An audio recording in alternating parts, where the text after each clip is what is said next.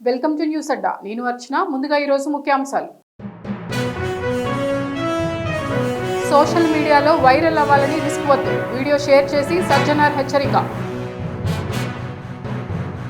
తెలుగు రాష్ట్రాల్లో సివిల్స్ విజేతలు వీరే. రేవంత్ రెడ్డికి కిషన్ రెడ్డి లేఖ.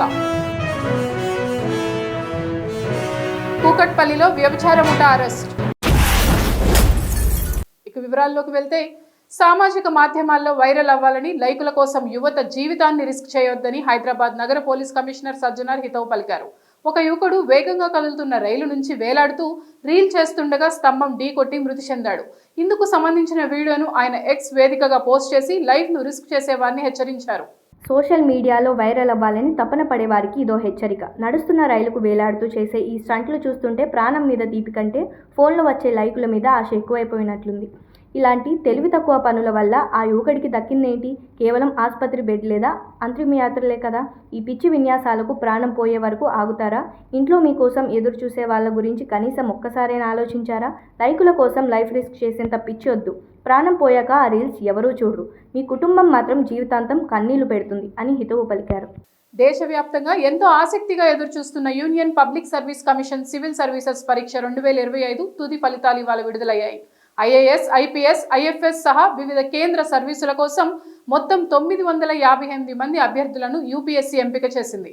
ఈ ఫలితాల్లో Anuj Agnihotri all India first rank సాధించి టాపర్గా నిలవగా, రాజేశ్వరి సువే 2వ ర్యాంకు, అక్షన్ తుల్ 3వ ర్యాంకును కైవసం చేసుకున్నారు. ఈసారి ఫలితాల్లో తెలుగు రాష్ట్రాలైన ఆంధ్రప్రదేశ్, తెలంగాణకు చెందిన అభ్యర్థులు తమ సత్తా చాటారు.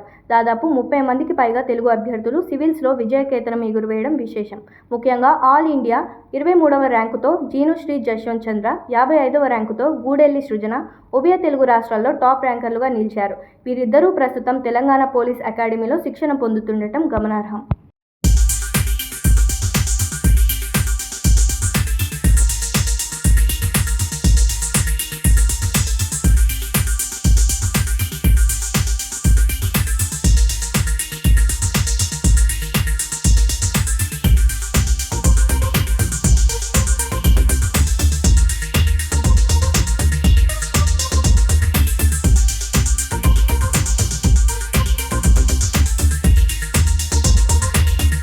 అంబర్పేట ఫ్లైఓవర్ కింద సర్వీస్ రోడ్డు నిర్మాణంలో ఎదురవుతున్న అడ్డంకులను తొలగించాలని కోరుతూ కేంద్ర మంత్రి కిషన్ రెడ్డి ముఖ్యమంత్రి రేవంత్ రెడ్డికి లేఖ రాశారు.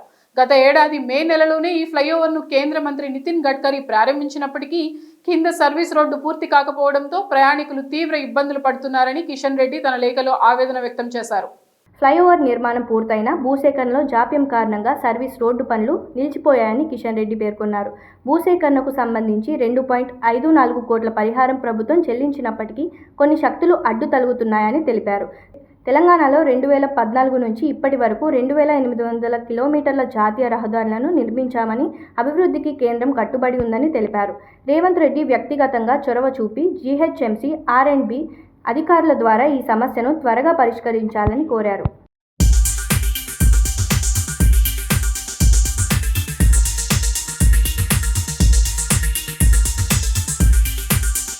హైదరాబాద్ కూకట్పల్లి ప్రాంతంలో వ్యభిచారం నిర్వహిస్తున్న ముఠాను యాంటీ హ్యూమన్ ట్రాఫికింగ్ పోలీసులు పట్టుకున్నారు.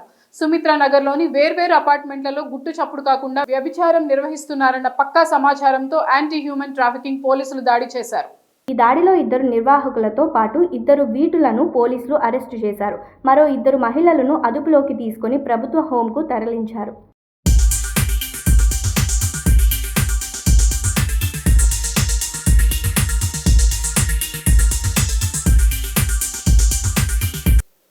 ఇవి ఇప్పటివరకు ఉన్న అప్డేట్స్. మరిన్ని వార్తలతో మళ్ళీ కలుద్దాం. నమస్కారం.